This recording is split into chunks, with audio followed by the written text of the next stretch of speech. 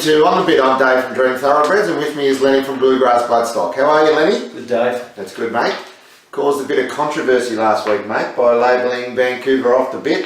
Yes. Few people weren't very happy with you. Tiggs thought I was off the bit. He was right. He was? Yeah, good horses make bad barriers insignificant, and that's what he did. He's a smashing 2-year-old. Yeah, it was an awesome win. It was an awesome win. But mate, I think they were a bit tough on you because you did find Sweet Idea, mate, at $12. So if you're following his tips, you would have got the first leg of the quaddie in Sydney at the 12s, and hopefully you got the rest of them. I didn't, but anyway, move on. Punting is about opinions, mate, and we've got plenty to discuss this week. We've got 3 Group 1s across the weekend. So they're scattered a little bit. So first up, we've got the Group 1 William Reid Stakes at weight for age over 1,200 metres, and this is on Friday night at Moonee Valley, mate. And who do you like the William Reid, mate?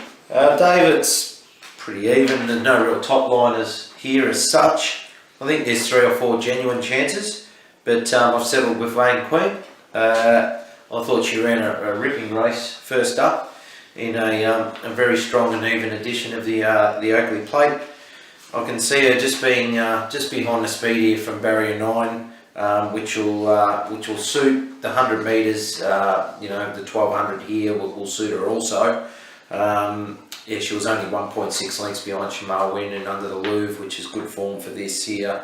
She's won second up before, and she's raced at the Valley once and won. So she ticks all the boxes. She's on the bit at $6 for mine, Dave.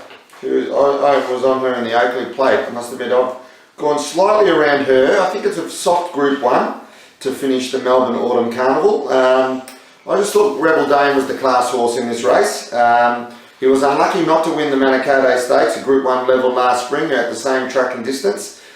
His main danger, Angelic Light, was in the same race last spring, and she finished second, and there was a blanket finish of over about 8 of them.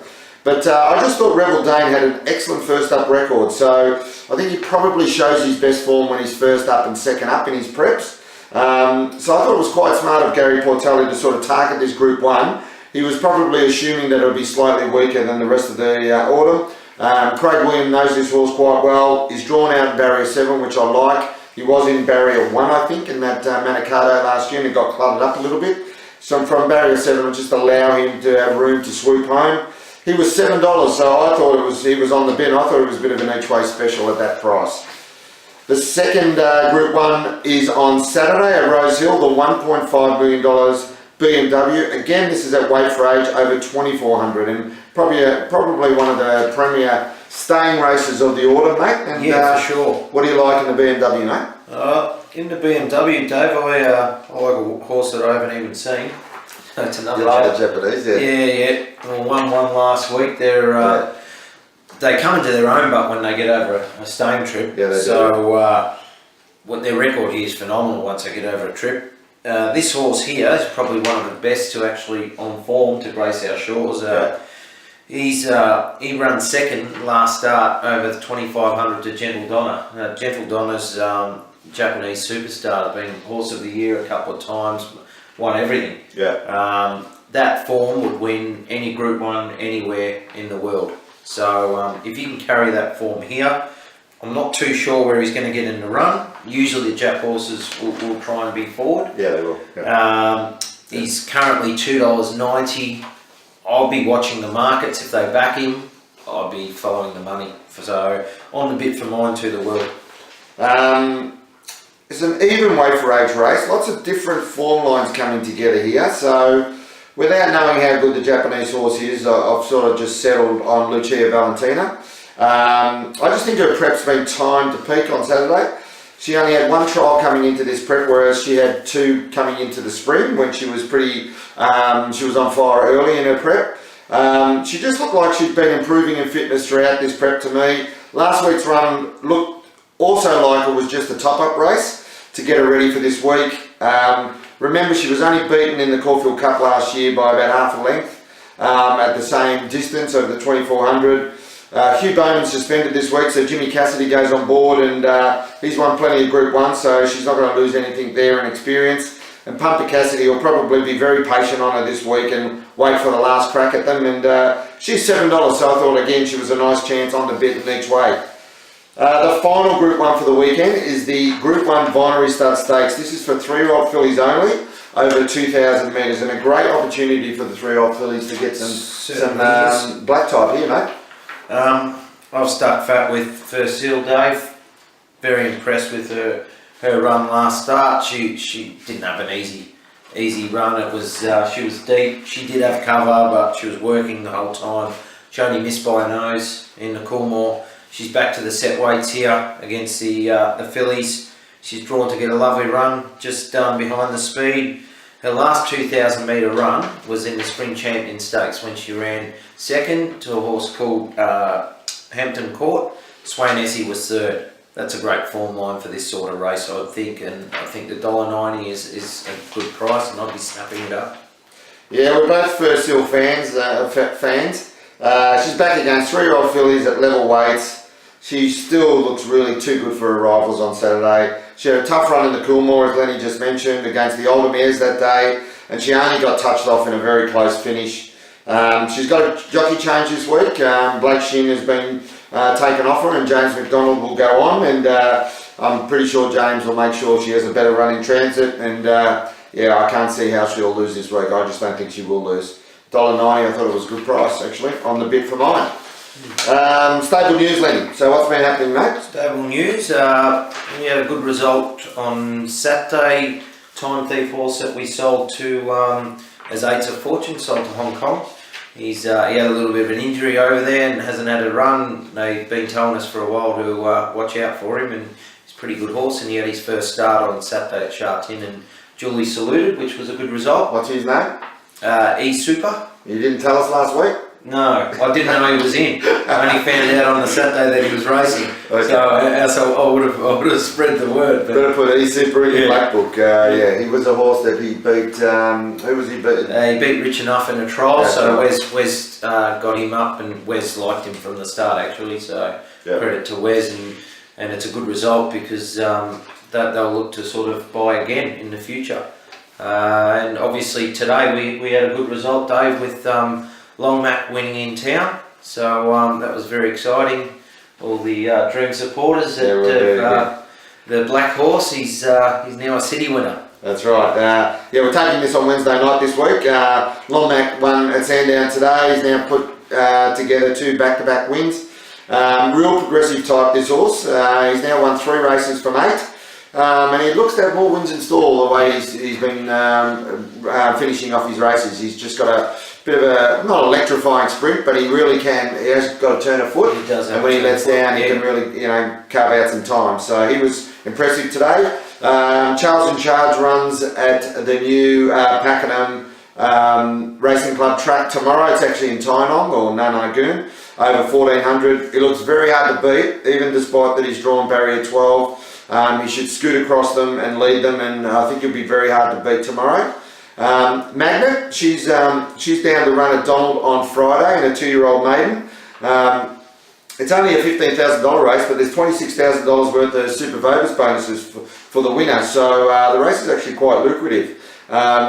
She is dropping back to 1,000 metres, but she was a Group 3 company last start, so if she goes to Donald, she's going to be mighty hard to beat there. Turfinator, he's been nominated for a maiden at Warrnambool on Tuesday, a 3-year-old maiden, over 1,300, and again, he too I think will be very hard to beat off his last run.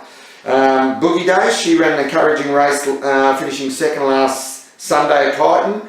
Next start she'll go up to about 1,600 metres. I think that'll be right up her alley, and she'll, without seeing the field, we'll tell you a bit more about that in the next week or so. And a couple of triallers, Showbiz trials on Thursday, which is tomorrow. She's got a 900 metre trial, and due date is trialling at Warwick Farm on Friday. So we'll update with you a bit more news, and there's a few still come back in training. So yeah, lots happening, mate. Best on breeding then.